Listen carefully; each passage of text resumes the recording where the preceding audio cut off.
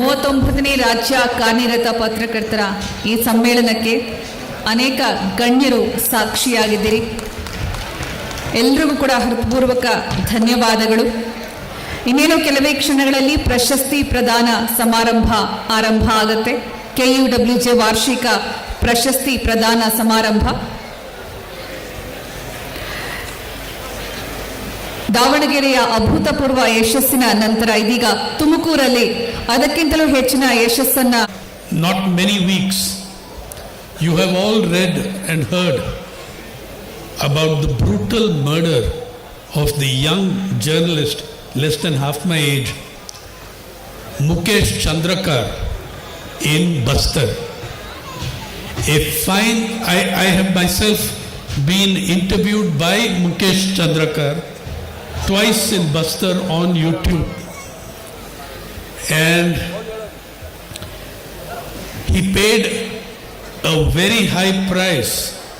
He paid with his life for daring to be independent and speak the truth against vested interests, against corruption.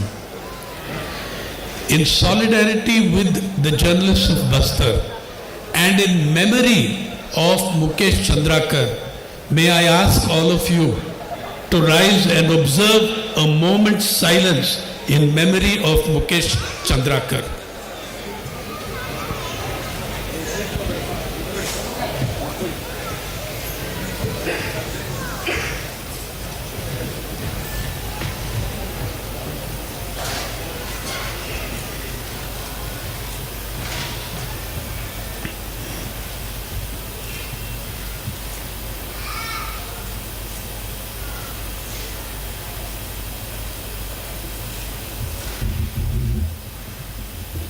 Thank you.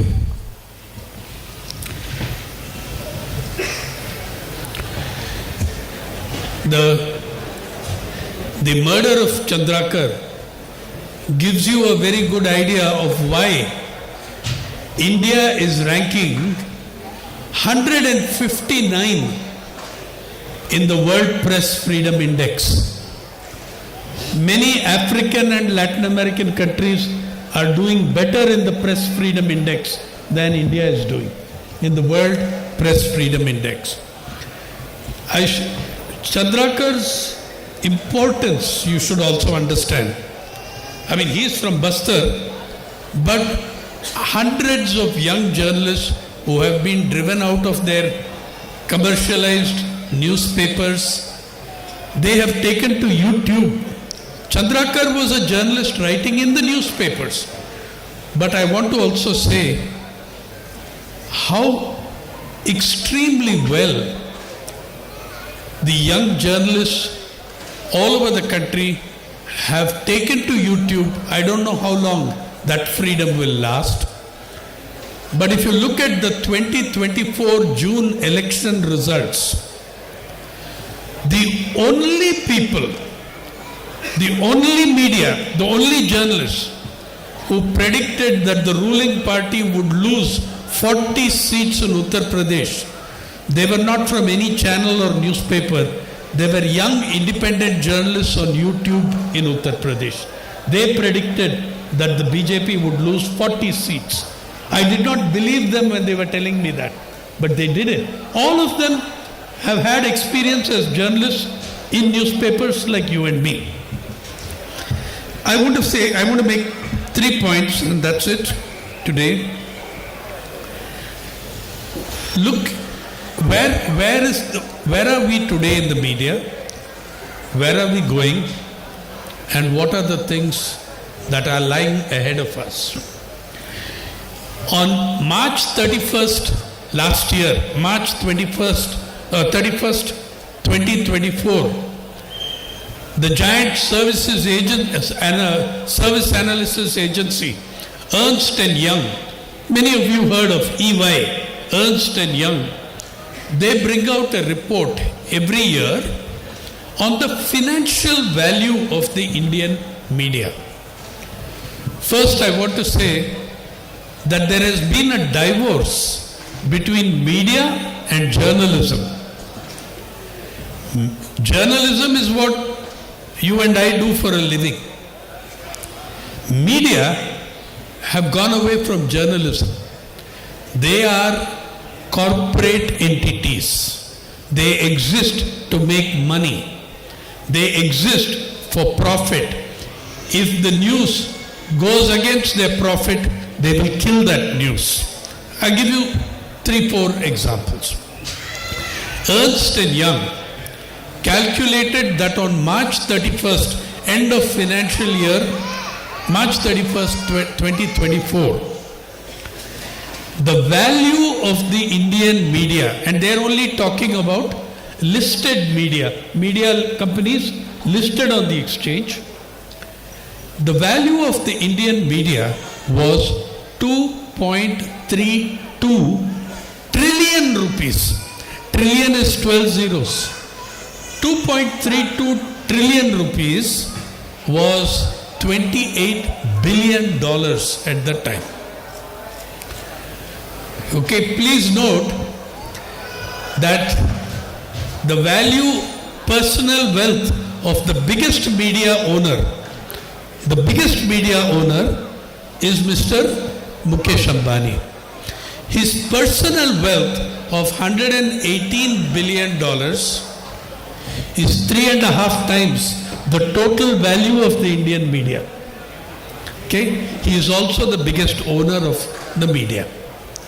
He is also the biggest advertiser in Reliance and associated companies. In private luxury advertising, they are at the forefront. On April 1st that year, the value of the Indian media went from, on April 7th, 1 week later, the value of Indian media went from $28 billion to $36.5 billion. One deal, just one deal. Ambani's Jio signed a joint venture and merger agreement with Disney Hotstar. The value was worth $8.5 billion. The value of that deal, $8.5 billion, and it gave Mr. Ambani control of 60% of all streaming in India. All your streaming networks, 60% of all streaming in India belongs to one man. Now, $8.5 billion value he added to $28 billion. Already in that $28 billion, he is the biggest owner. So you are looking at a $36 billion industry in which one individual owns more than 40%, at least in the listed industry.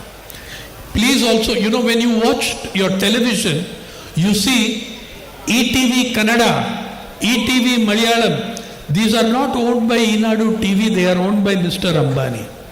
Please know this. Only the Telugu channels are owned by Enadu TV still. All the other 19 channels are owned by Mr. Ambani. Through a wonderful organization he created called Independent Media Foundation. Independent Media Trust, something like that. Okay. Now, the impact of this kind of concentration of media, hyper commercialization of media, that's happening all over the world. It's not just in India. And please see the link between the media owners and power, not just in India. Look at it in the United States. All the big digital monopoly owners have surrendered to Donald Trump. Before he has even taken the inauguration, before the inauguration of Donald Trump, Mark Zuckerberg has prostrated himself before Trump. Elon Musk is living with Trump over there in the White House practically. Bill Gates is attending the inauguration and he is also making sounds of, praise the Lord, Donald Trump. Okay? the link between what I'm trying to say is why media is different from journalism. Media is a corporate entity, a super corporate entity worth hundreds of billions of dollars. And we have to analyze this media as corporate entities. Now, when we have increasing let me give you 3 examples of how media are acting against journalism.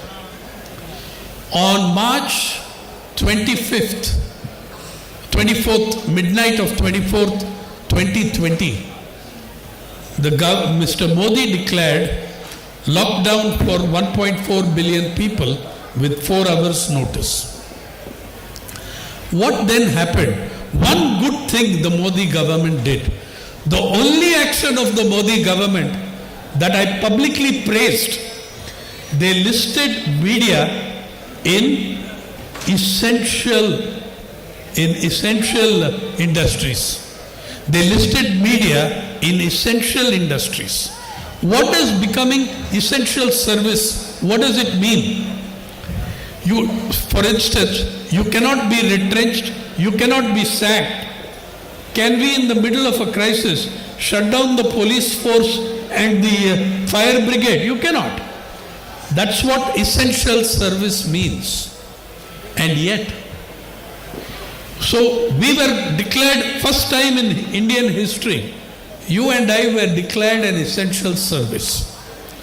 And yet, in the next 24 months, the media owners retrenched, sacked 3,500 journalists. In the Delhi Union of Journalists has gone to the Supreme Court in the affidavit. They sacked 3,500 journalists, and between 10 and 15,000 non-journalist media workers, cameramen, technicians, all of them. So, over 15,000 media personnel were sacked when you are not supposed to be able to sack someone. As a member of an essential service, you are entitled to that protection. But the media bosses are so powerful, and they are so close to power, so close to establishment, that they could get away with anything. I was a member of the Press Council subcommittee looking at the retrenchments. We sent letters to all the media houses. Please give us your list of how many people you have sacked. Some of these things are very funny. You know what the media are doing now? No more stringer. No more. They are hiring someone. When, suppose you are living in the Nandi Hills, you are a stringer. The contract you sign with the newspaper, it says, I am not by profession or vocation a journalist. I am just, doing this as a hobby. So now we have a new class, hobby journalists. Because when you have signed that letter, I can sack you at any time and you cannot get any compensation. You cannot get any justice. You are saying I am not a journalist. I am only doing this as a hobby. So you have created a class of people called hobby journalists. Uttar Pradesh is full of it. Then comes so when we sent letters to the big media houses, Press Council of India is a statutory body. This subcommittee was representing the statutory body. We got 90% of the media 90% did not reply. Those who replied, the big groups like Times of India, they told us it is none of your business. Press Council should look at freedom of expression. Press Council cannot look at hiring and firing. Okay? So, your job security has no link to freedom of expression. It has no link to freedom of media. That is what they are saying. Then comes, look at how this highly hyper-commercialized media has covered some of the greatest processes of our time. Look at how they covered the Kisan Andolan in Delhi. When did your media tell you that this was the largest protest action for justice in the world in the last 30 years? In the last 30 years. Before that, the biggest protest action was Occupy Wall Street in New York, Wall Street, where a few thousand young techies occupied Zuccotti Park. Even the owner of Zuccotti Park was sympathetic to them. He did not say, leave my park. But the mayor of New York, after 9 weeks, he told NYPD, New York Police Department, throw them out. In 10 hours, they cleared Zuccotti Park. End of the world's most famous protest movement. Your Kisan, your farmers, they didn't last 9 weeks. They resisted and lasted 54 weeks. 1 year and 2 weeks. Braving Delhi's worst winter in 40 years, its worst summer in 10 years, a horrible monsoon, 720 farmers died. How did we report it? Where does it show in your media that bravery that they were fighting for all of us, for our freedom of expression? Where is that? Now, anyone who went to the camps of the farmers, I was there frequently. I was also speaking on their platform. If you went there, every second slogan named Ambani, named Adani. Did the media tell you that? How can they tell you that when Ambani is the biggest owner of the media? How can they tell you that when Ambani is the biggest advertiser in those media he does not own? So the complete monopoly ownership of media is stifling journalism, is denying the public their right to know, their right to knowledge. Second, again you could see in the COVID-19, to this day, can any newspaper, can you point me to one channel, one newspaper which tells you how many Indians died? How many Indians died? Do we have, can you show me one editorial which says this many Indians died? No. If you look, Harvard Medical School, Lancet, World Health Organization, who was science part of WHO, was headed by an Indian, Dr. Soumya Swaminathan. WHO said 4.7 million Indians died. Immediately the government attacked WHO. Lancet said, Lancet is the leading medical journal in the world. They said 4.2 million Indians died. In Global Development Council, Washington DC, it said 4.9 million Indians lost their lives.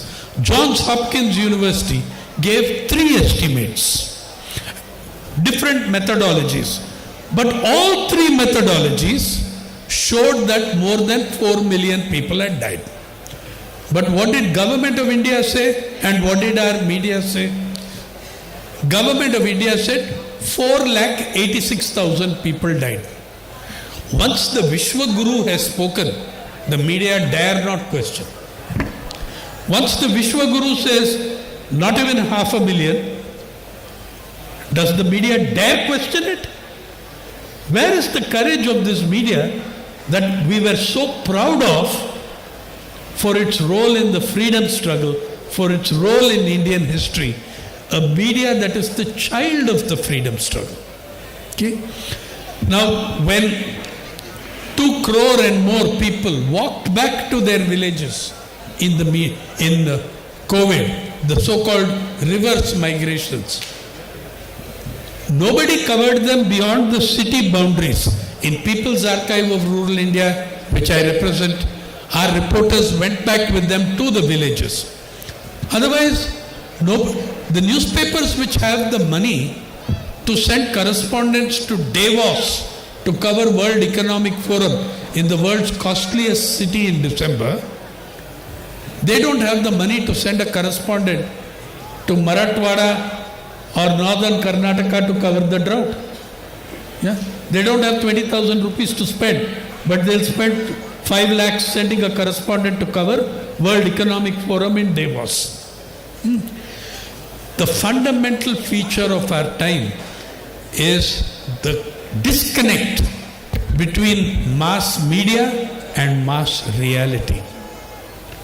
You are the people, the journalists of this country, independent journalists who are standing on the front lines of defending the public's right to know, of defending the Indian people's right to freedom of expression, and it's because of the importance of that I have come here today to salute you, like I did 2 years ago when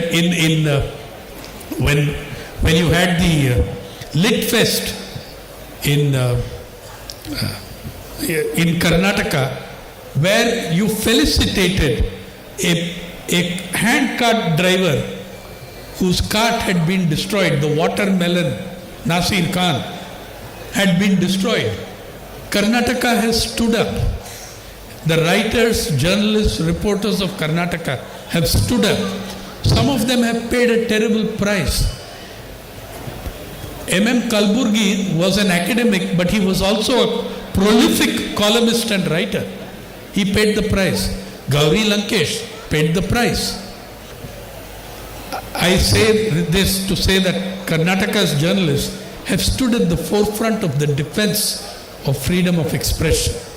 And we all need that more now than ever. There are many things that we can all do in this situation.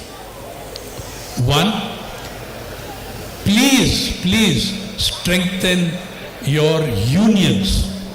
If you don't, the unions, how did this media come to this stage?